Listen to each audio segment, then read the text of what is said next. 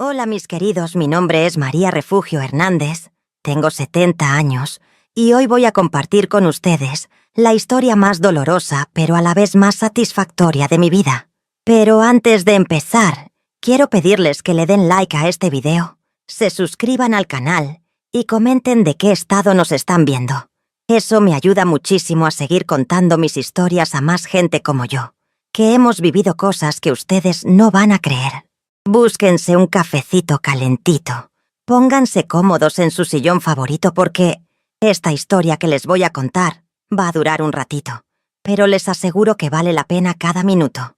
Es una historia de traición, de abandono, de dolor, pero también de paciencia, de venganza y, al final, de una justicia que llegó cuando menos la esperaba. Imagínense nomás. Mi esposo me abandonó embarazada de 6 meses. Sin decir una sola palabra, sin dar una explicación. Desapareció como si se lo hubiera tragado la tierra. Me dejó sola, con una niña de 4 años, embarazada de otra bebé, sin dinero, sin trabajo, en un pueblo donde todos me señalaban con el dedo.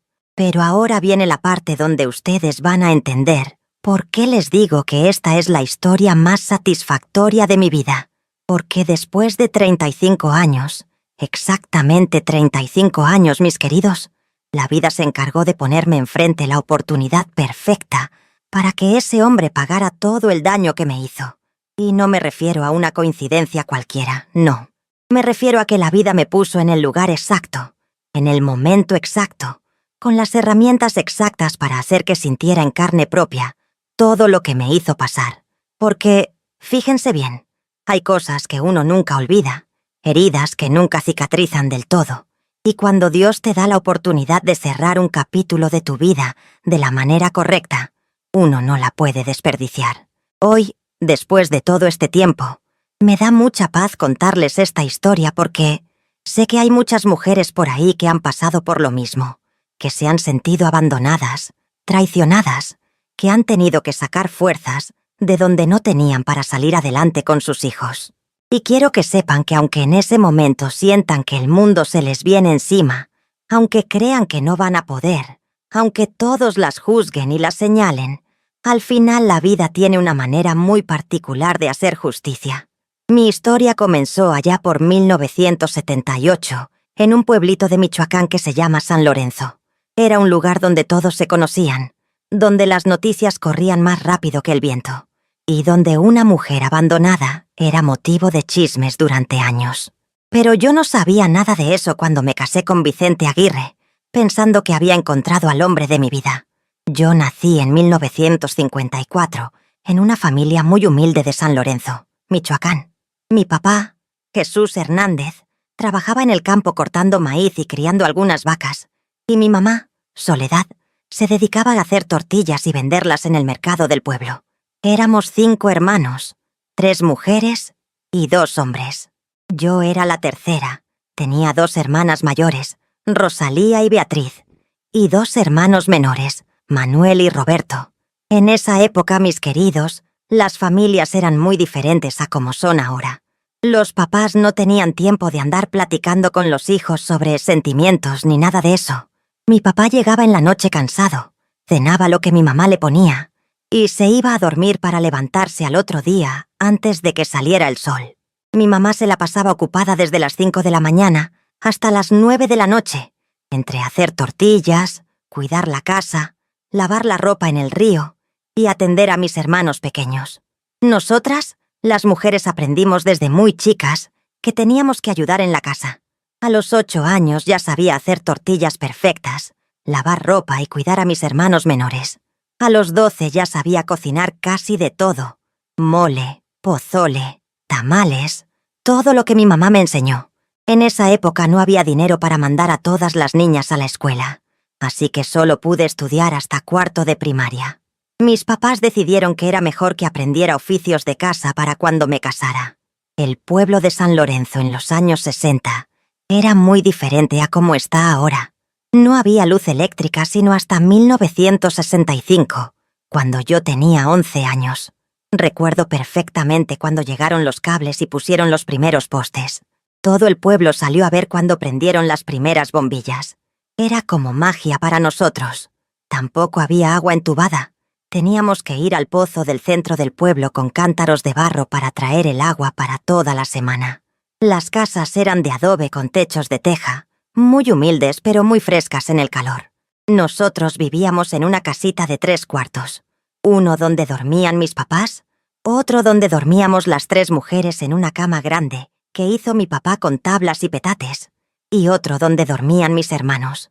La cocina era aparte, con fogón de leña, y el baño era una letrina en el patio. Los domingos toda la familia íbamos a misa de 8 en la iglesia de San Lorenzo Mártir, que es el santo patrono del pueblo. Después de misa, mi mamá compraba carnitas en el puesto de don Ruperto y comíamos tacos en la plaza, viendo a los mariachis que tocaban por algunas monedas. Esos fueron algunos de los momentos más bonitos de mi niñez, cuando toda la familia estaba junta y no había preocupaciones más allá de si iba a llover para las milpas. Cuando cumplí 15 años, en 1969, mis papás me hicieron una fiesta muy sencilla. No teníamos dinero para un vestido grande ni para contratar mariachis, pero mi mamá me hizo un vestido rosa muy bonito con tela que compró en Uruapán, y toda la familia se juntó en nuestra casa para comer pozole y tamales. Fue ahí, en esa fiesta, donde conocí a Vicente Aguirre. Vicente tenía 18 años. Era hijo de don Patricio Aguirre, que tenía una tienda de abarrotes en el centro del pueblo. La familia Aguirre era de las más prósperas de San Lorenzo. No ricos, pero sí tenían más comodidades que nosotros. Su casa tenía 5 cuartos, piso de cemento en lugar de tierra, y hasta una radio de pilas donde escuchaban las noticias de Morelia y las canciones de Vicente Fernández y Lola Beltrán. Vicente era muy guapo, mis queridos. Alto, moreno, con unos ojos muy bonitos y una sonrisa que a mí me derretía. Tenía el cabello negro bien peinado con brillantina. Siempre andaba con sus camisas bien planchadas y sus pantalones de mezclilla nuevos. Para una muchacha como yo, que venía de una familia tan humilde, Vicente parecía un príncipe. Esa noche de mi fiesta, él se acercó a platicar conmigo cuando estaba sentada en el patio viendo bailar a mis primas. Me dijo que me veía muy bonita con mi vestido rosa, que le gustaba cómo me había peinado mi hermana Rosalía con las trenzas recogidas y una flor blanca que había cortado del bugambilia del patio.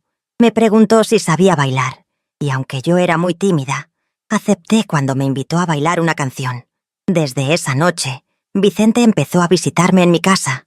En esa época, los noviazgos eran muy diferentes, muy formales. Él llegaba los domingos después de misa y se sentaba en la sala a platicar conmigo, pero siempre con mi mamá o una de mis hermanas de chaperona. Nunca podíamos estar solos, ni siquiera tomarnos de la mano. Así estuvimos casi 2 años, conociéndonos de esa manera tan inocente. Vicente me contaba de sus planes para el futuro. Quería estudiar contabilidad en Uruapán, poner un negocio más grande que la tienda de su papá, tal vez hasta comprar un carro propio algún día. A mí me emocionaba escucharlo hablar de esos sueños tan grandes, porque en mi familia nadie había estudiado más allá de la primaria. Nadie había tenido un negocio propio. Me hacía sentir que con él iba a tener una vida muy diferente a la que había conocido.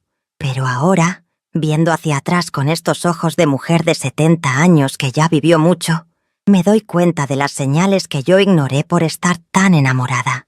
Vicente siempre hablaba de sus planes, de sus sueños. Nunca preguntaba cuáles eran los míos. Nunca me preguntó qué me gustaba hacer, qué quería aprender, si tenía ganas de estudiar algo o de trabajar en algo específico. Para él yo era solo la muchacha bonita del pueblo que iba a ser su esposa y la mamá de sus hijos. También me acuerdo que cuando hablaba de otras mujeres, de mis primas, de las muchachas del pueblo, siempre tenía comentarios muy duros. Que si una se pintaba mucho era porque andaba buscando novio, que si otra se reía muy fuerte era porque no tenía educación, que si alguna trabajaba fuera de su casa era porque su familia no la había educado bien. En esa época yo pensaba que era porque me quería mucho y era celoso, pero ahora entiendo que era porque veía a las mujeres como objetos que tenían que comportarse de cierta manera.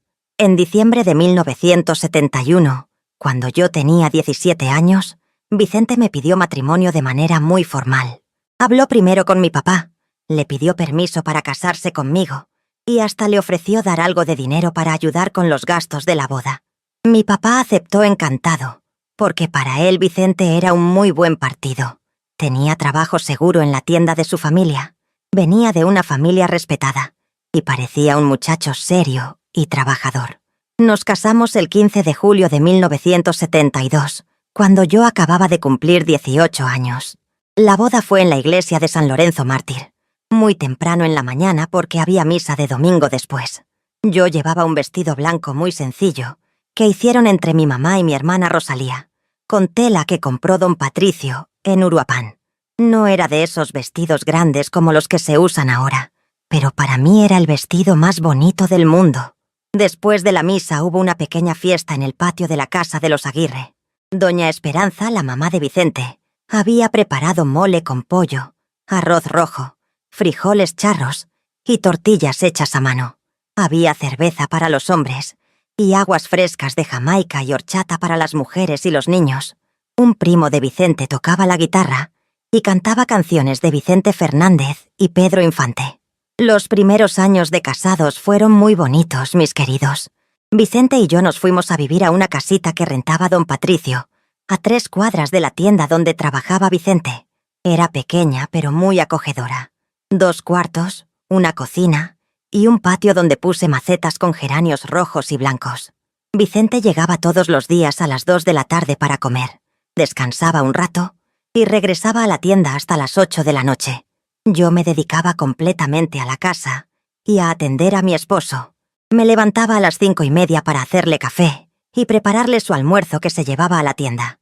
Después de que se iba, lavaba la ropa, limpiaba la casa, iba al mercado a comprar lo que necesitaba para la comida y me la pasaba cocinando para tenerle todo listo cuando llegara. Los domingos íbamos juntos a misa y a visitar a nuestras familias. En marzo de 1973, me enteré de que estaba esperando mi primer bebé. Vicente se puso contentísimo. Hasta lloró de la emoción cuando se lo dije. Me cuidó mucho durante todo el embarazo. No me dejaba cargar cosas pesadas. Me compraba antojos, aunque fueran cosas caras como manzanas o duraznos que traían de Guadalajara.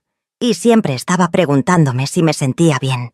Mi primera hija, Esperanza, nació el 18 de noviembre de 1973. Fue un parto muy difícil, de más de 12 horas, pero cuando la vi por primera vez, tan chiquita y perfecta, se me olvidó todo el dolor. Vicente estaba feliz, aunque yo notaba que a veces parecía un poco desilusionado de que no fuera niño. En esa época los hombres querían mucho tener hijos varones para heredarles el negocio o para que los ayudaran en el trabajo. Los primeros años con Esperanza fueron muy bonitos, pero también muy cansados. En las noches me despertaba cada 2 horas para darle pecho, y en el día tenía que seguir haciendo todos los quehaceres de la casa. Vicente ayudaba muy poco con la bebé porque decía que esas eran cosas de mujeres, que él ya cumplía con trabajar y traer el dinero a la casa. Cuando Esperanza tenía 1 año, Vicente empezó a cambiar poco a poco. Al principio fueron detalles muy pequeños, que yo justificaba porque pensaba que estaba cansado del trabajo. Llegaba más tarde de la tienda, a veces olía a cerveza, y se molestaba por cosas que antes no le importaban. Si la niña lloraba mucho, si la comida no estaba exactamente como le gustaba, si yo no tenía la casa perfecta cuando él llegaba. También empezó a ser más exigente conmigo en cuanto a cómo me veía. Me decía que tenía que arreglarme más aunque fuera para estar en la casa, que no podía andar con el cabello despeinado o con la ropa arrugada, que las esposas de otros comerciantes del pueblo siempre se veían bien arregladas. Yo hacía mi mejor esfuerzo, pero era difícil mantenerme perfecta todo el día cuando tenía que cuidar a una bebé, limpiar la casa, lavar ropa a mano y cocinar todo desde cero. En 1975, cuando Esperanza tenía 2 años, Vicente empezó a hablar de poner su propio negocio. Su papá le había prometido ayudarlo con dinero para independizarse, y él quería abrir una tienda de ropa en lugar de abarrotes. Decía que había más futuro en eso, que la gente del pueblo ya tenía más dinero para comprar ropa bonita, no solo comida. Durante varios meses estuvo yendo a Uruapan los martes y jueves para buscar proveedores de ropa, para ver locales en renta, para aprender cómo funcionaba ese negocio. Llegaba muy emocionado de esos viajes. Me contaba de todas las cosas que había visto, de los planes que tenía. Yo lo veía tan feliz que me daba mucho gusto, aunque a veces me sentía un poco sola porque se iba muy temprano y regresaba muy noche esos días. En agosto de 1975, finalmente abrió su tienda de ropa en el centro de San Lorenzo, a un lado de la farmacia del doctor Contreras. Se llamaba Modas Vicente y vendía ropa para toda la familia, vestidos para señoras, pantalones y camisas para hombres, ropa para niños. Vicente estaba muy orgulloso de su negocio. Trabajaba desde las 8 de la mañana hasta las 9 de la noche. Solo cerraba los domingos. Al principio le fue muy bien. La gente del pueblo tenía curiosidad por ver qué tipo de ropa traía. Y como Vicente sabía tratar a los clientes, pronto tuvo muchas ventas. Yo lo ayudaba a veces llevándole comida a la tienda y cuidando el negocio cuando él tenía que salir a hacer algún mandado. Fue en esa época cuando conoció a Leticia Morales, una muchacha de 20 años que venía de Uruapan y que Vicente contrató para que lo ayudara en la tienda. Leticia era muy diferente a las muchachas del pueblo. Usaba el cabello corto, se pintaba los ojos con delineador negro, usaba pantalones ajustados y zapatos de tacón. Vicente decía que la había contratado porque sabía mucho de modas y podía aconsejar a las clientas sobre qué ropa les quedaba mejor. Yo la conocí cuando Vicente me la presentó, y desde el primer momento sentí algo raro. No era que fuera antipática conmigo, al contrario, era muy amable, pero había algo en la manera como miraba a Vicente, como le sonreía, como se paraba muy cerca de él cuando estaban hablando de trabajo. Vicente me decía que eran imaginaciones mías, que Leticia era muy profesional y que él necesitaba a alguien que conociera bien el negocio de la ropa. Durante los siguientes meses empecé a notar cambios en Vicente que al principio traté de ignorar. Empezó a llegar más tarde a casa, siempre con la excusa de que había mucho trabajo en la tienda o que había tenido que hacer cuentas. Empezó a preocuparse mucho más por su apariencia. Se compraba ropa nueva constantemente. Usaba una loción muy cara que había empezado a vender en la tienda. Se cortaba el cabello cada semana, en lugar de cada mes como antes. También empezó a criticarme más seguido, que si me veía descuidada, que si la casa no estaba suficientemente limpia, que si la comida no estaba tan buena como antes, siempre comparándome con otras mujeres, que la esposa de fulano siempre andaba muy bien arreglada, que mengana tenía la casa más organizada, que zutana sabía cocinar mejor. En diciembre de 1976 me enteré de que estaba embarazada otra vez. Vicente reaccionó muy diferente que con el primer embarazo. No se emocionó tanto, más bien parecía preocupado. Me preguntó si estaba segura.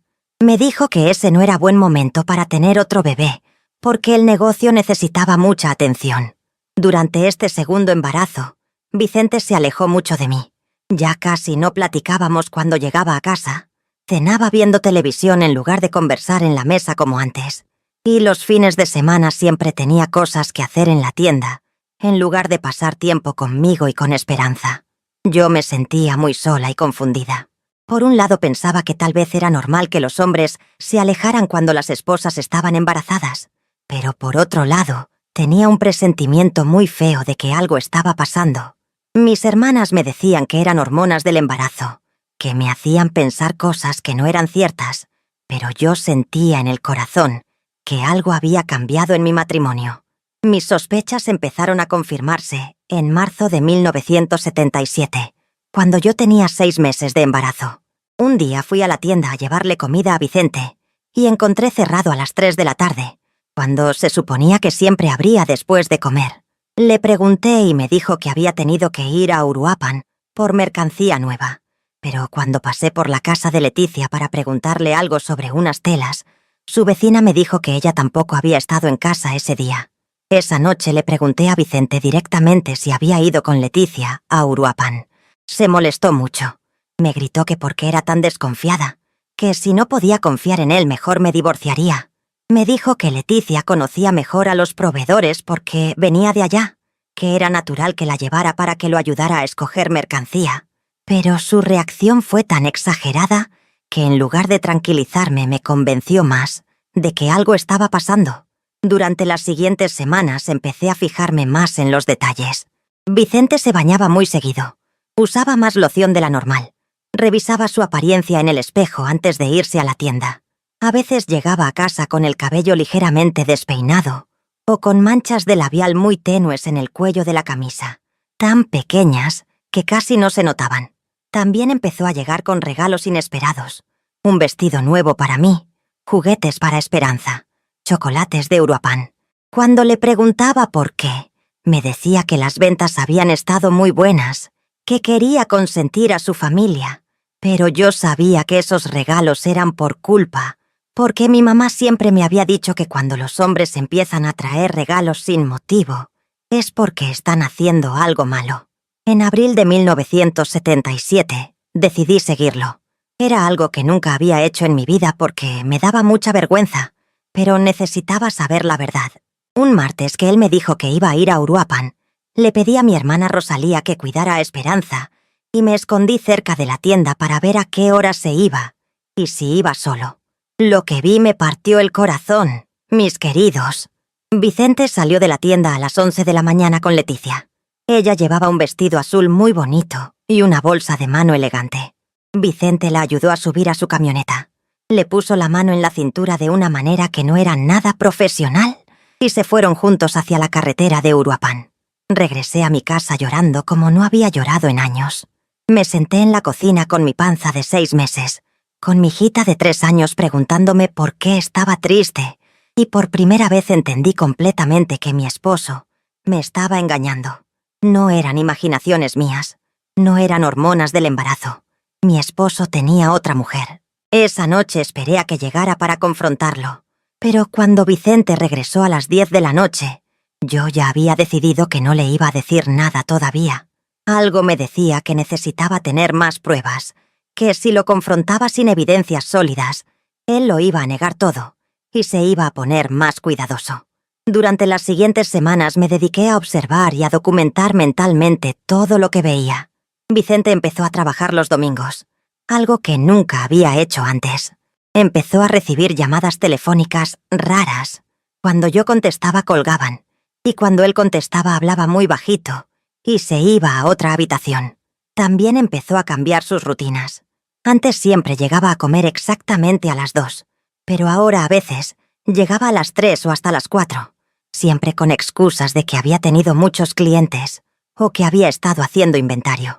Los sábados empezó a salir en las noches dizque a jugar cartas con amigos, algo que nunca había hecho. La prueba definitiva llegó en mayo de 1977. Yo estaba en el mercado comprando verduras cuando escuché a 2 señoras platicando sobre Vicente y Leticia. Una le decía a la otra que los había visto muy cariñosos en el restaurante Doña Carmen en Uruapan, que estaban tomados de la mano como novios. La otra le contestó que todo el pueblo ya sabía, que era una lástima por mí que estaba embarazada. En ese momento sentí que el mundo se me venía encima. Una cosa era tener sospechas y otra muy diferente era saber que todo el pueblo estaba hablando de la infidelidad de mi esposo. Me sentí humillada, traicionada, y por primera vez me enojé de verdad. Ya no era solo tristeza o confusión, era coraje puro. Esa noche, cuando Vicente llegó a casa, actué completamente normal. Le serví su cena, platicamos de cosas sin importancia, vimos televisión como siempre, pero por dentro estaba planeando qué iba a hacer. Sabía que no podía seguir viviendo así, fingiendo que no sabía nada mientras todo el pueblo se burlaba de mí a mis espaldas. El problema era que yo dependía completamente de Vicente. No tenía dinero propio, no tenía trabajo, estaba embarazada de casi 7 meses, tenía una niña pequeña que dependía de mí. En esa época las mujeres divorciadas eran muy mal vistas, y una mujer divorciada con 2 hijos era prácticamente una paria social. Pero tampoco podía seguir viviendo en la mentira. Durante todo el mes de junio de 1977, me la pasé pensando en qué hacer. Le platiqué a mi hermana Rosalía, que fue la única persona en quien confié, y ella me aconsejó que hablara con Vicente para tratar de arreglar las cosas.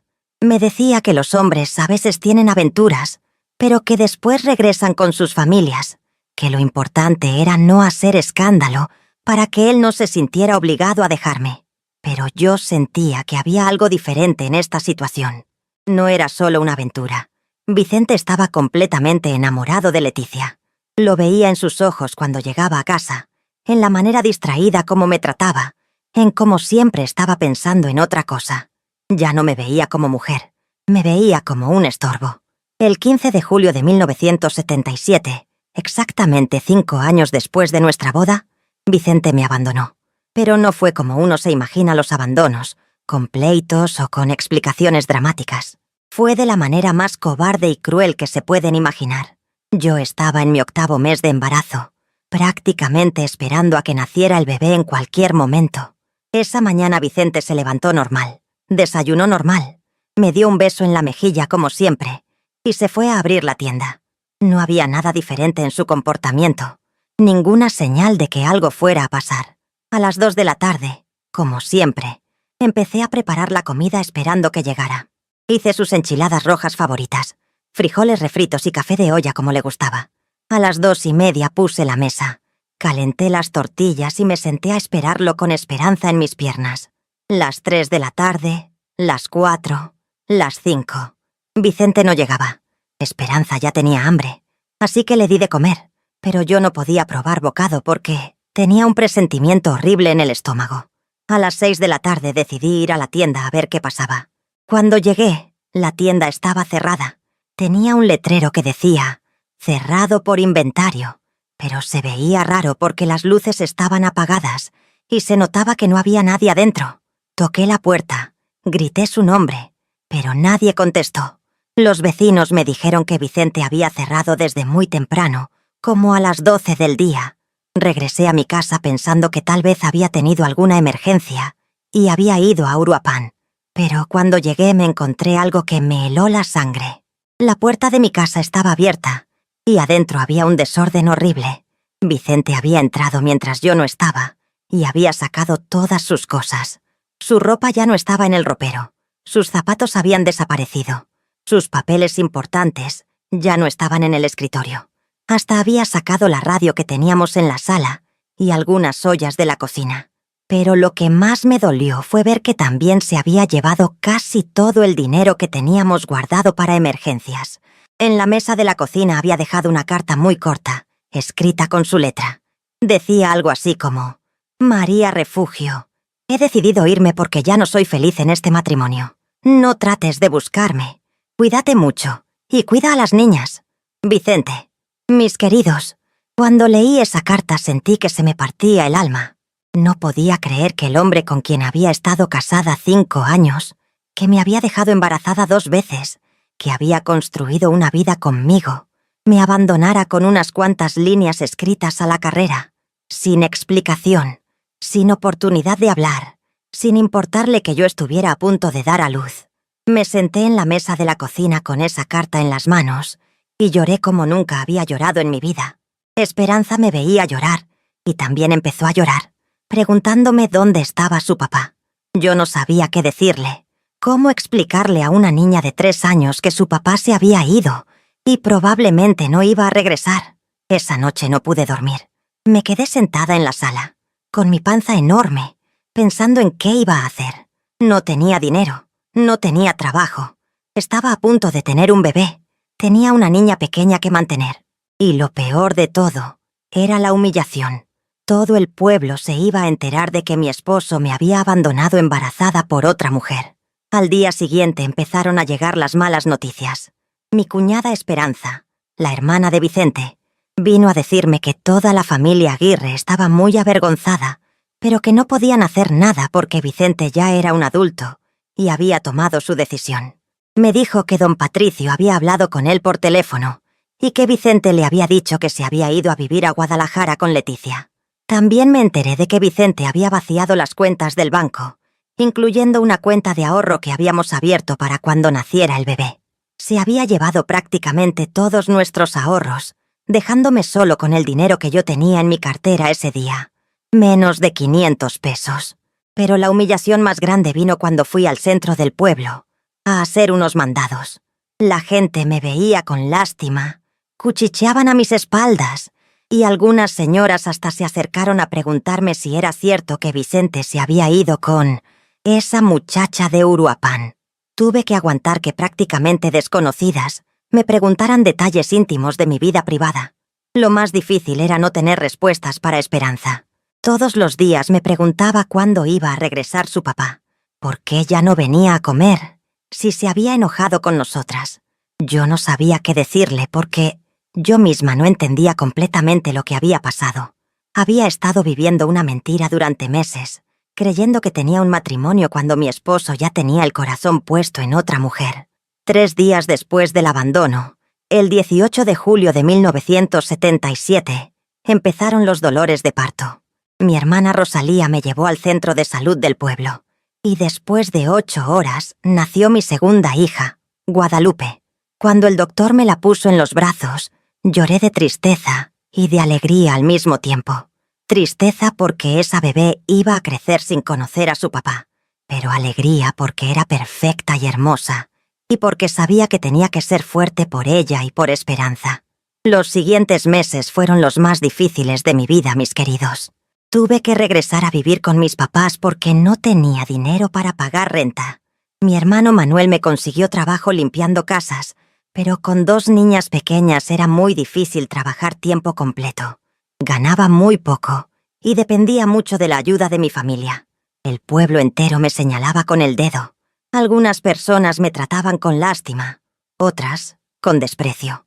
Escuchaba comentarios como: algo habrá hecho para que su marido la dejara, o seguramente no lo atendía bien, o las mujeres de ahora ya no saben mantener contento al esposo. Era muy doloroso porque yo sabía que había sido una esposa dedicada, que había hecho todo lo posible por mantener unido mi matrimonio. Durante ese tiempo me enteré de más detalles sobre la relación de Vicente con Leticia. Resulta que habían estado juntos desde principios de 1976, casi un año antes de que él me abandonara, que habían viajado juntos varias veces a Guadalajara y hasta a Mazatlán, siempre con la excusa de comprar mercancía, que Leticia le había estado pidiendo que se divorciara de mí desde que se enteró de mi segundo embarazo. También supe que Vicente había vendido la tienda antes de irse, que había estado planeando su escape durante meses, que había sacado dinero poco a poco del negocio para no levantar sospechas, y que hasta había vendido algunos de los muebles de nuestra casa sin que yo me diera cuenta. Todo había sido calculado, premeditado. No fue una decisión impulsiva, fue una traición planeada paso a paso. Lo que más me dolía era pensar en todas las veces que él llegaba a casa y me besaba, me preguntaba cómo había estado mi día. Jugaba con Esperanza, ponía la mano en mi panza para sentir los movimientos del bebé. Todo eso había sido actuación.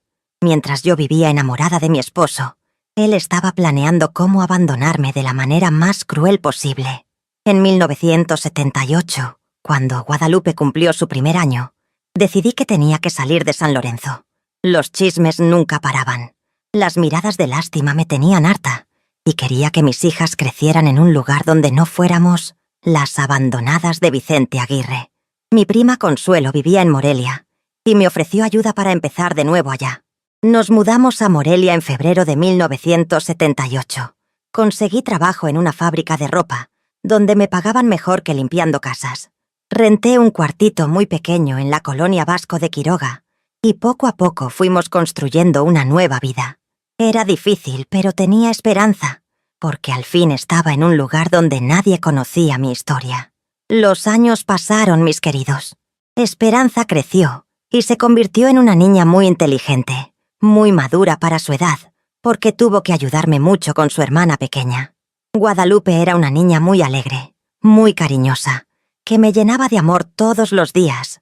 Las dos preguntaban por su papá de vez en cuando, pero con el tiempo dejaron de hacerlo porque yo les explicaba que él había decidido irse y que nosotras estábamos mejor solas. Yo nunca volví a casarme. Tuve algunos pretendientes a lo largo de los años, hombres buenos que me querían, pero nunca pude confiar completamente otra vez. La traición de Vicente me había marcado muy profundo, me había hecho muy desconfiada. Prefería estar sola y concentrarme en sacar adelante a mis hijas. Esperanza estudió la preparatoria y después la carrera de enfermería en la Universidad Michoacana. Se casó en 1995 con un muchacho muy bueno llamado Ricardo, y me dieron 3 nietos preciosos. Guadalupe estudió para maestra de primaria, Se casó en 1998 con Julián, un contador, y me dieron 2 nietas hermosas. Y así pasaron los años, mis queridos. 35 años exactamente desde que Vicente me abandonó. Yo ya tenía 70 años. Era abuela de 5 nietos. Había trabajado toda mi vida para sacar adelante a mis hijas sola. Pensaba que el capítulo de Vicente Aguirre estaba completamente cerrado en mi vida. Pero resulta que la vida tiene planes muy diferentes a los nuestros. En julio del 2012, exactamente 35 años después de que Vicente me abandonara, recibí una llamada telefónica que cambió todo. Era mi sobrina Marisol, hija de mi hermana Rosalía, que vivía en Guadalajara trabajando en un hospital. Me llamó muy emocionada para contarme algo que había visto en su trabajo. «Tía María Refugio», me dijo, «no va a creer lo que me pasó hoy. Llegó un paciente al hospital con un infarto, y cuando vi el nombre no lo podía creer. Vicente Aguirre, de 65 años, nacido en San Lorenzo, Michoacán. Mis queridos, cuando escuché ese nombre, sentí como si me hubiera caído un rayo encima. Después de 35 años, después de construir toda una vida nueva, el nombre de Vicente Aguirre volvía a aparecer en mi existencia. Marisol me contó que estaba muy grave, que había llegado con un infarto muy fuerte, y que cuando revisaron sus papeles, se dieron cuenta de que no tenía seguro médico ni dinero para pagar el tratamiento. «Pero eso no es todo, tía», siguió contándome Marisol. «La mujer que lo acompañaba, que dice ser su esposa, está desesperada porque no tiene dinero para los medicamentos. Y adivine cómo se llama. Leticia Morales, la misma con la que se fue hace tantos años». En ese momento, mis queridos, sentí una mezcla de emociones que no puedo describir. Por un lado, no podía negar que me daba un poco de satisfacción saber que Vicente estaba pasando por problemas económicos después de haberse llevado todos nuestros ahorros cuando me abandonó. Pero por otro lado, también sentí curiosidad por saber qué había sido de su vida todos estos años. Le pedí a Marisol que me contara todo lo que pudiera averiguar, sin meterse en problemas en su trabajo. Durante las siguientes semanas, cada vez que hablábamos por teléfono, ella me daba más detalles sobre la situación de Vicente. Resulta que su vida no había sido tan color de rosa como él había planeado. Se había casado con Leticia en 1979, pero nunca habían tenido hijos. Habían puesto varios negocios en Guadalajara, una tienda de ropa, después un restaurante, después una distribuidora de productos de limpieza, pero todos habían fracasado. Vicente nunca había sido muy bueno para los negocios grandes, y sin la ayuda económica de su papá, que había muerto en 1985, no había podido prosperar. Leticia había resultado ser una mujer muy gastadora y muy exigente. Le gustaba la ropa cara, los carros nuevos, las vacaciones costosas. Vicente se había endeudado mucho tratando de darle el nivel de vida que ella quería, y cuando los negocios empezaron a ir mal, ella se volvió muy amargada y problemática.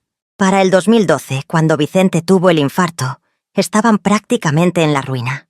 Vivían en una casita rentada muy humilde en las afueras de Guadalajara. Vicente trabajaba de empleado en una ferretería ganando muy poco, y Leticia trabajaba vendiendo cosméticos de casa en casa. No tenían hijos que los ayudaran, no tenían ahorros, no tenían seguro médico. Marisol me contó que Leticia se veía muy acabada, muy diferente a la muchacha joven y bonita que había sido. Tenía 55 años, pero se veía de más, con el cabello canoso mal pintado, muy delgada, con la cara arrugada por las preocupaciones. Vicente también se veía muy mal, no solo por el infarto, sino porque se notaba que había vivido muchas presiones económicas. Cuando Marisol me contaba todo esto, yo me quedaba callada, procesando la información. Por un lado me daba lástima ver que 2 seres humanos estuvieran pasando por tantas dificultades, pero por otro lado no podía evitar pensar en la ironía de la situación. Vicente había abandonado una familia estable, un negocio próspero, una vida tranquila en un pueblo donde era respetado, por una aventura que al final le había traído puros problemas. Fue entonces cuando empezó a formarse un plan en mi mente, mis queridos. No era un plan de venganza maliciosa, sino más bien un plan de justicia. Yo había pasado 35 años reconstruyendo mi vida después de la traición de Vicente. Había trabajado duro, había sacado adelante a mis hijas sola, había construido una vida digna y respetable, Y ahora Vicente estaba en una situación donde necesitaba ayuda desesperadamente. La idea que se me ocurrió era muy simple, pero muy poderosa. Yo tenía ahorros después de tantos años de trabajo. Mis hijas ya eran profesionales independientes. Mis nietos estaban estudiando. Y yo tenía una pensión modesta pero suficiente para vivir. Podía permitirme ayudar económicamente a Vicente con sus gastos médicos. Pero no iba a ser una ayuda gratuita, no. Iba a ser una ayuda que viniera acompañada de una lección muy importante. Vicente iba a tener que reconocer públicamente todo el daño que me había hecho. Iba a tener que pedirme perdón delante de testigos. Iba a tener que aceptar que la mujer que él había abandonado embarazada era ahora la persona que lo estaba salvando de la ruina. Le dije a Marisol que quería ir a Guadalajara a ver a Vicente, pero que no le dijera quién era yo. Solo le dijera que una señora de Morelia había sabido de su situación y quería platicar con él sobre la posibilidad de ayudarlo. Marisol me preguntó si estaba segura de lo que quería hacer, y yo le dije que nunca en mi vida había estado más segura de algo. El 15 de agosto del 2012, exactamente 35 años, y un mes después de que Vicente me abandonara, tomé un camión de Morelia a Guadalajara. Llevaba un vestido azul marino muy elegante que había comprado especialmente para la ocasión, zapatos negros de tacón bajo, una bolsa de piel que me había regalado Esperanza y un collar de perlas que había sido de mi mamá. Quería que Vicente viera que la mujer que él había dejado en la miseria había prosperado, había salido adelante, se había convertido en una señora respetable. Cuando llegué al hospital, le pedí a Marisol que me llevara al cuarto donde estaba internado Vicente. Durante todo el camino por los pasillos, el corazón me latía muy fuerte. No sabía cómo iba a reaccionar cuando lo viera después de tantos años, ni cómo iba a reaccionar él cuando se diera cuenta de quién era yo. Llegamos al cuarto 305, en el tercer piso del ala de cardiología. Marisol tocó la puerta y entramos. Vicente estaba acostado en la cama, conectado a varios aparatos. Se veía muy pálido y muy delgado. Leticia estaba sentada en una silla al lado de la cama, leyendo una revista. Los dos levantaron la vista cuando entramos. Al principio Vicente no me reconoció. Me miró con curiosidad, tratando de ubicar dónde me había visto antes. Pero Leticia, que me conocía de los años en San Lorenzo, sí me reconoció inmediatamente. Se puso muy pálida y se paró de la silla como si hubiera visto un fantasma. ¿Refugio?, dijo Vicente, y pude ver en sus ojos el momento exacto en que se dio cuenta de quién era yo. Su cara cambió completamente. Se puso rojo, después pálido, después volvió a ponerse rojo. ¿Eres tú, Refugio? Sí, Vicente. Le contesté con la voz más tranquila que pude. Soy yo, María Refugio Hernández, tu ex esposa. El silencio que siguió fue tan tenso que se podía cortar con un cuchillo. Leticia se quedó parada sin saber qué hacer. Vicente me miraba como si no pudiera creer que yo estuviera ahí, y yo me quedé de pie al lado de la puerta, muy serena, muy digna. ¿Qué haces aquí?, tartamudeó Vicente. Me enteré de que estabas enfermo, le dije, y de que no tienes dinero para el tratamiento. Vine a platicar contigo sobre eso. Vicente y Leticia se miraron entre ellos, confundidos. Era obvio que no entendían por qué la mujer que Vicente había abandonado 35 años atrás estaba ahí ofreciendo ayuda. Marisol, le dije a mi sobrina, ¿podrías dejarnos solos un momento? Necesito hablar con Vicente y Leticia en privado. Marisol salió del cuarto y cerró la puerta. Yo me acerqué a la cama de Vicente y puse mi bolsa en la mesa que estaba al lado. Los miré a los dos por un momento largo, sin decir nada, solo observándolos. Vicente, empecé a decir con voz muy calmada. Hace 35 años me abandonaste embarazada de 8 meses, sin explicación, sin dinero, sin casa. Me dejaste sola con una niña de 3 años y otra a punto de nacer. Me humillaste delante de todo el pueblo. Destruiste mi vida tal como la conocía. Vicente agachó la cabeza. No podía mirarme a los ojos. Pero, continué, yo salí adelante. Saqué a mis hijas adelante sola. Las dos estudiaron carreras universitarias. Las dos se casaron con hombres buenos. Las dos me dieron nietos hermosos.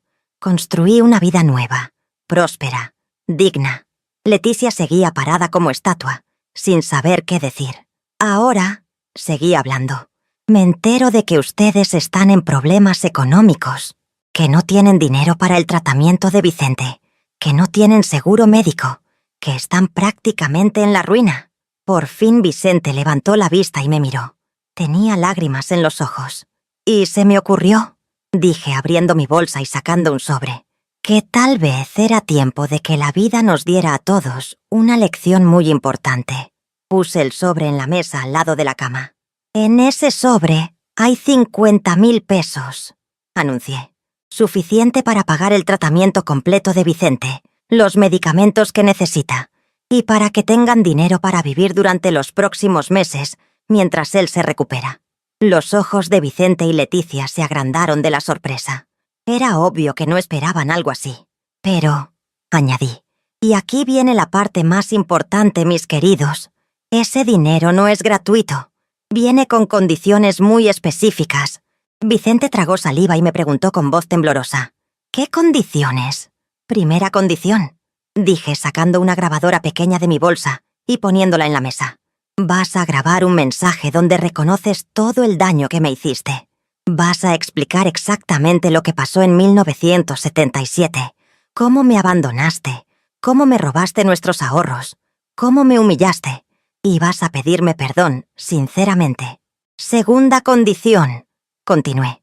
Vas a escribir una carta dirigida a Esperanza y Guadalupe, mis hijas, donde les explicas por qué las abandonaste cuando eran bebés y les pides perdón por no haber estado en sus vidas.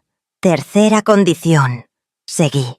Vas a firmar un documento donde reconoces que me debes 35 años de pensión alimenticia por Guadalupe, que nunca pagaste, más intereses. No te voy a cobrar esa deuda, pero quiero que quede por escrito que la reconoces. Y cuarta condición, terminé.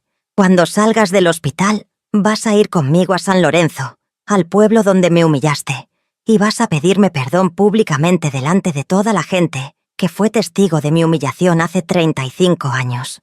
El silencio en ese cuarto era total, mis queridos. Vicente me miraba con una mezcla de sorpresa, vergüenza y desesperación. Leticia tenía la boca abierta. No podía creer lo que estaba escuchando.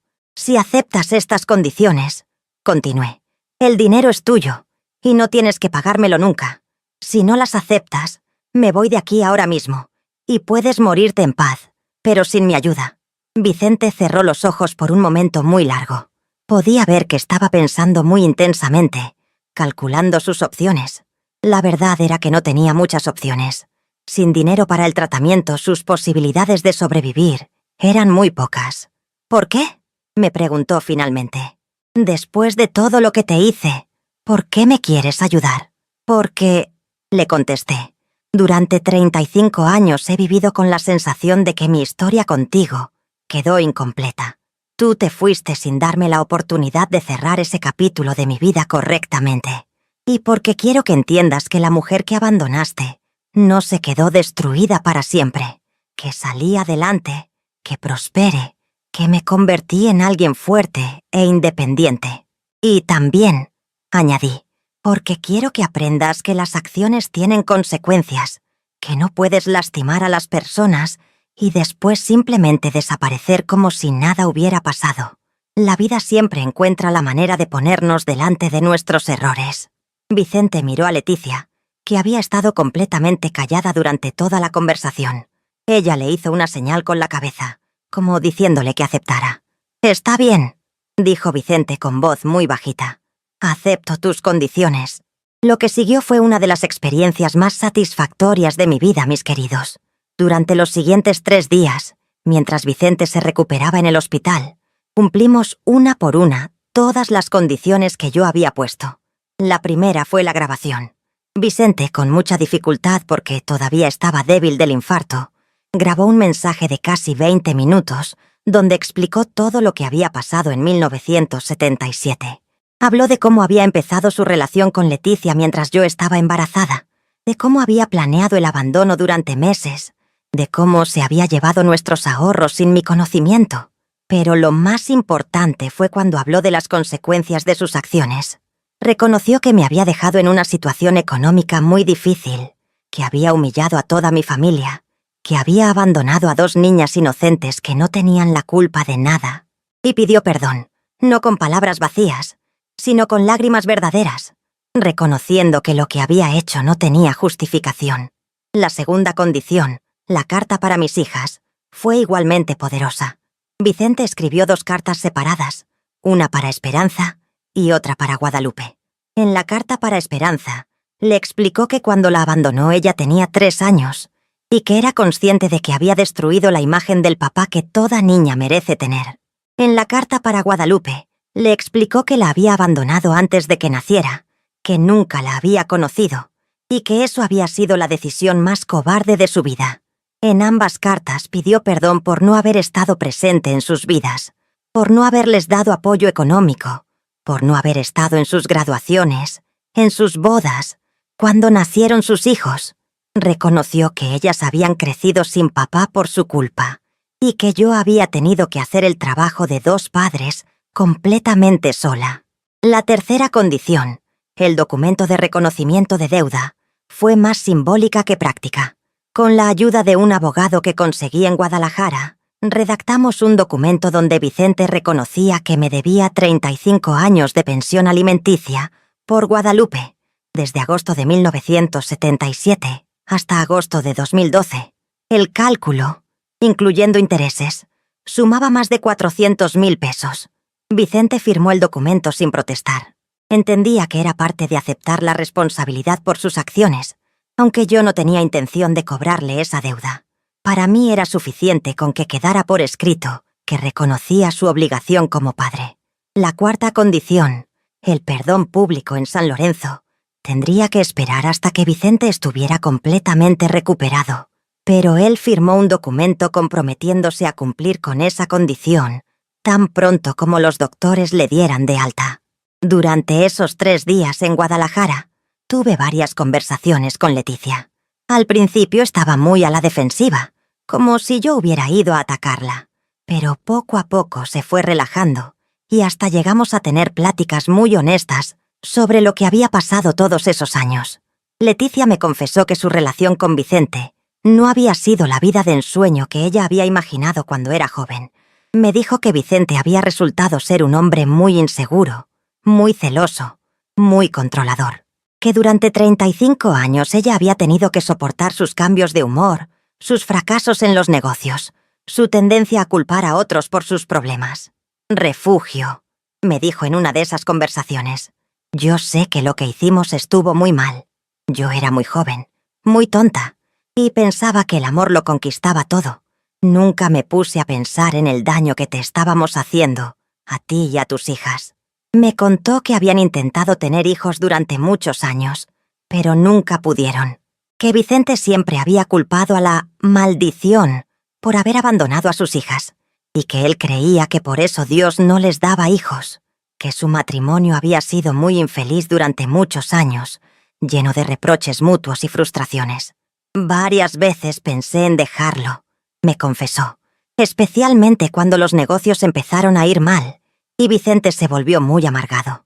Pero ya había quemado mis puentes con mi familia por irme con un hombre casado y no tenía a dónde ir. Cuando le pregunté si se arrepentía de haberse metido en mi matrimonio, me dijo que sí, completamente, que si pudiera regresar el tiempo no lo haría, porque al final nadie había ganado nada, ni ella, ni Vicente, ni yo. El 18 de agosto del 2012, después de que Vicente estuvo estable y los doctores confirmaron que iba a recuperarse completamente, cumplí mi parte del trato. Le entregué los 50.000 pesos que había prometido y pagué todos los gastos del hospital directamente. Pero antes de irme de Guadalajara, hice algo que Vicente no esperaba. Le dije que quería conocer dónde habían vivido todos esos años, que quería ver con mis propios ojos cuál había sido su vida después de abandonarme. Leticia me llevó a su casa, una casita muy humilde en una colonia popular en las afueras de Guadalajara. Era pequeña, mal cuidada, con goteras en el techo y problemas de humedad en las paredes. Los muebles eran viejos y estaban muy desgastados. La cocina tenía una estufa de los años 80, y el único lujo que tenían era una televisión pequeña de pantalla plana. Cuando vi esa casa, mis queridos, no pude evitar compararla con la vida que yo había construido en Morelia. Mi departamento no era lujoso, pero era limpio, bien cuidado. decorado con cosas bonitas que había comprado con mi propio dinero. Tenía electrodomésticos modernos, muebles cómodos y, sobre todo, tenía las fotos de mis hijas y mis nietos por todas partes. La diferencia era clara. Yo había construido una vida llena de amor, de familia, de logros. Vicente y Leticia habían vivido 35 años de problemas económicos, de frustraciones, de una relación que nunca los había hecho verdaderamente felices. Cuando regresé a Morelia, les conté toda la historia a Esperanza y Guadalupe. Les mostré las cartas que Vicente había escrito para ellas y les dejé decidir si querían leerlas o no. Las dos decidieron leerlas, y aunque fue doloroso para ellas, creo que les ayudó a entender mejor su historia personal. Esperanza me dijo: «Mamá, gracias por habernos sacado adelante sola. No me puedo imaginar lo difícil que fue para usted, pero mire lo que logró. Nosotras somos mujeres fuertes e independientes gracias a su ejemplo». Guadalupe añadió: «Mamá, ese hombre no sabe lo que se perdió. Se perdió de vernos crecer, de estar en nuestras graduaciones, de conocer a nuestros esposos, de conocer a sus nietos. Su pérdida, no la nuestra». 3 meses después, en noviembre del 2012, Vicente cumplió con la última condición. Me llamó para decirme que ya estaba completamente recuperado y que estaba listo para ir a San Lorenzo a pedirme perdón públicamente. Organizamos el evento para un domingo después de misa, en la plaza principal del pueblo. Yo llegué el sábado en la noche y me quedé en casa de mi hermana Rosalía, que todavía vivía allí. La noticia de que Vicente Aguirre iba a regresar al pueblo, después de 35 años para pedirle perdón públicamente a la mujer que había abandonado, se había extendido como pólvora. El domingo por la mañana, la iglesia estaba llena como nunca había estado. Toda la gente del pueblo quería estar presente para ver lo que iba a pasar. Muchas de las personas que habían sido testigos de mi humillación en 1977 todavía vivían en San Lorenzo, y otras habían venido de pueblos cercanos porque la noticia había llegado hasta allá. Después de la misa, toda la gente se congregó en la plaza principal. Yo estaba parada en el centro, vestida con un traje sastre color beige muy elegante, con mis zapatos de tacón y mi collar de perlas. Me sentía digna, respetable y, sobre todo, en paz conmigo misma. Vicente llegó exactamente a las 12 del día, acompañado de Leticia. Se veía nervioso pero decidido. Caminó hasta donde yo estaba parada y se quedó parado frente a mí, con toda la gente del pueblo formando un círculo alrededor de nosotros. «María Refugio Hernández», empezó a decir con voz fuerte, para que toda la gente pudiera escuchar. «Hace 35 años cometí el error más grande de mi vida. Te abandoné cuando estabas embarazada de 8 meses, sin explicación, sin dinero, sin casa. Me llevé nuestros ahorros y desaparecí como un cobarde». La gente estaba en completo silencio, escuchando cada palabra. «Durante 35 años», continuó Vicente, «tú sacaste adelante a nuestras 2 hijas completamente sola. Las educaste, las mandaste a la universidad, las viste casarse y tener hijos. Hiciste el trabajo de padre y madre, mientras yo vivía mi vida como si ustedes no existieran». Vicente hizo una pausa y vi que tenía lágrimas en los ojos. «Hoy», siguió diciendo, «estoy aquí para reconocer públicamente, delante de toda la gente que fue testigo de mi cobardía, que lo que te hice no tiene perdón, que tú eres una mujer fuerte, valiente, que mereces todo el respeto del mundo». Se arrodilló en el suelo de la plaza, delante de toda la gente, y me dijo: «María Refugio Hernández, te pido perdón por todo el daño que te hice. Te pido perdón por abandonarte, por humillarte, por robarte nuestros ahorros, por dejarte sola con nuestras hijas. Y te pido perdón por haberte hecho creer que no valías nada, cuando en realidad vales más que yo podré valer jamás». Mis queridos, cuando vi a Vicente arrodillado delante de mí, pidiendo perdón delante de todo el pueblo que había sido testigo de mi humillación 35 años atrás, sentí que finalmente se cerraba el círculo. Sentí que la herida que había llevado en el corazón durante tantos años finalmente se curaba.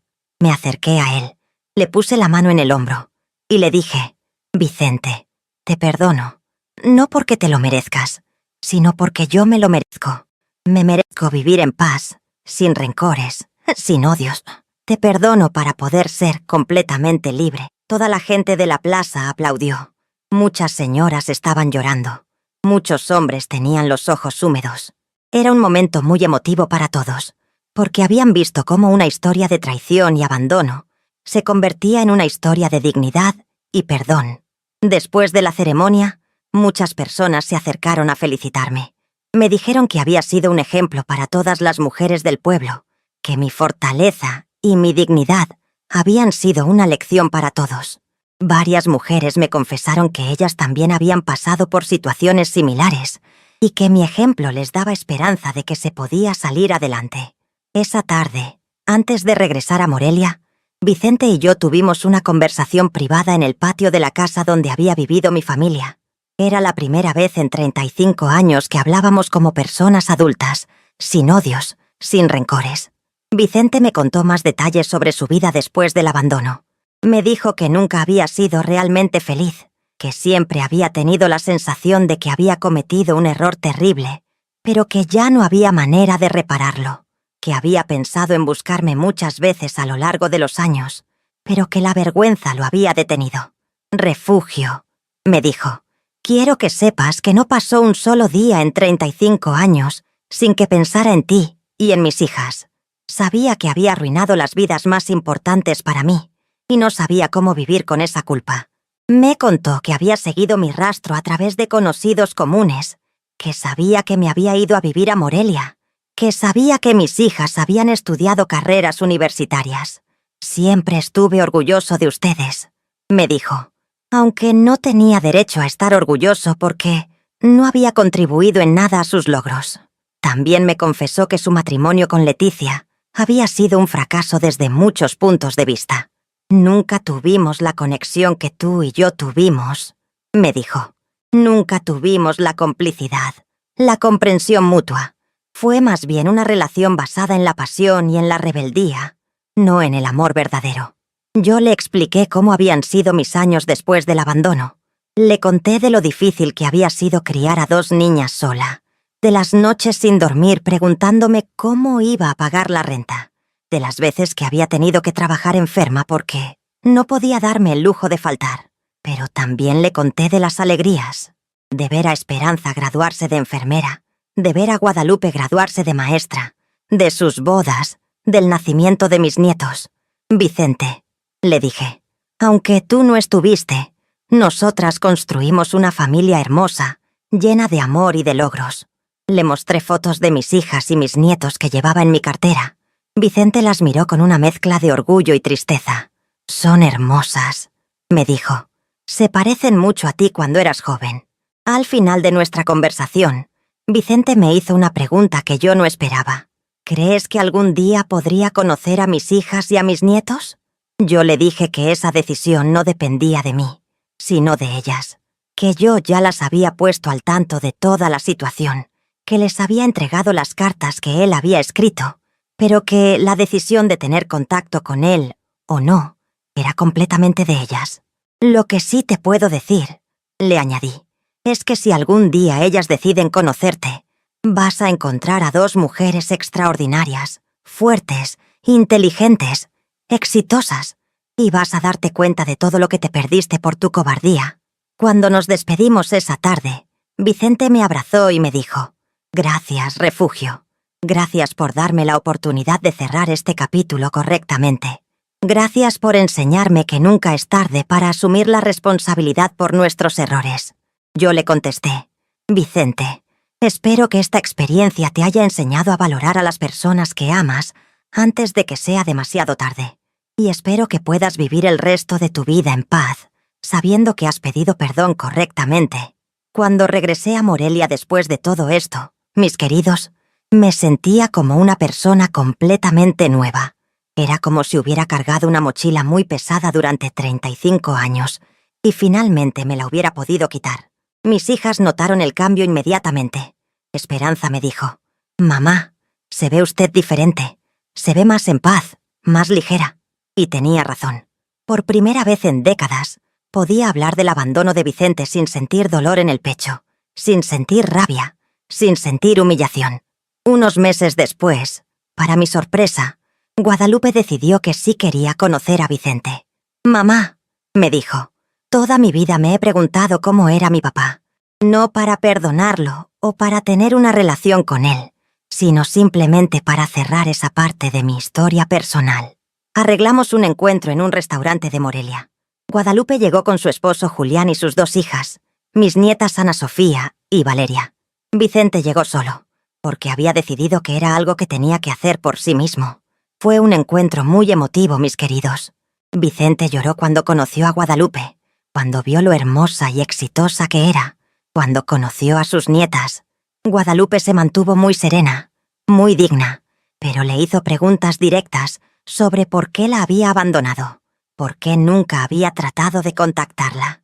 Vicente le contestó con honestidad, reconociendo que no había justificación para sus acciones, que había sido cobardía pura. Guadalupe le agradeció por ser honesto. Le dijo que lo perdonaba, pero también le dejó muy claro que él había perdido el derecho de ser llamado papá. «Usted es mi padre biológico», le dijo, «pero mi papá fue mi mamá, que hizo el trabajo de los 2 durante toda mi vida». Esperanza decidió no conocer a Vicente. Me dijo que ella ya había procesado el abandono de su padre de otra manera y que no necesitaba ese encuentro para cerrar su historia. Y yo respeté completamente su decisión. Vicente regresó a Guadalajara después de esos encuentros y siguió en contacto conmigo de vez en cuando. Me mandaba cartas en los cumpleaños de las niñas, en Navidad, en el Día de las Madres. No era una amistad, pero sí era una comunicación respetuosa entre 2 personas que habían logrado cerrar un capítulo doloroso de sus vidas. En 2015, Vicente murió de otro infarto. Leticia me llamó para avisarme y me dijo que Vicente había dejado instrucciones de que me avisaran cuando pasara. En su testamento, había dejado una carta para mí, donde me agradecía una vez más por haberle dado la oportunidad de morir en paz, sabiendo que había pedido perdón correctamente. Yo fui al funeral, no porque sintiera obligación, sino porque quería cerrar completamente ese capítulo de mi vida. Cuando vi a Vicente en el ataúd, sentí lástima por él, pero también sentí tranquilidad de saber que nuestra historia había terminado de la manera correcta. Hoy, mis queridos, 10 años después de toda esta experiencia, puedo decirles que fue una de las decisiones más acertadas de mi vida. No por la venganza, sino por la justicia. No por lastimar a Vicente, sino por sanar mi propia alma. Aprendí que nunca es tarde para cerrar los capítulos pendientes de nuestra vida. Que el perdón no es algo que hacemos por la gente que nos lastimó, sino algo que hacemos por nosotros mismos para poder vivir en paz. Que la dignidad se construye día a día, con decisiones correctas, con trabajo honesto, con amor propio. También aprendí que la mejor venganza no es lastimar a quien nos lastimó, sino demostrarle que no pudo destruirnos, que salimos adelante, que prosperamos, que nos convertimos en mejores personas a pesar del daño que nos hicieron. Mis hijas me han dicho muchas veces que soy su heroína, que mi ejemplo las ayudó a convertirse en mujeres fuertes e independientes.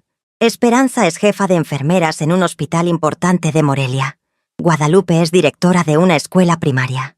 Las 2 tienen matrimonios felices, hijos exitosos, vidas plenas. Mis nietos me ven como la abuela fuerte que sacó adelante a toda la familia. No conocen la historia completa de lo que pasó con Vicente, pero saben que su abuela es una mujer que nunca se rinde, que siempre encuentra la manera de salir adelante. Y yo, a los 70 años, puedo decir que tengo una vida plena y satisfactoria.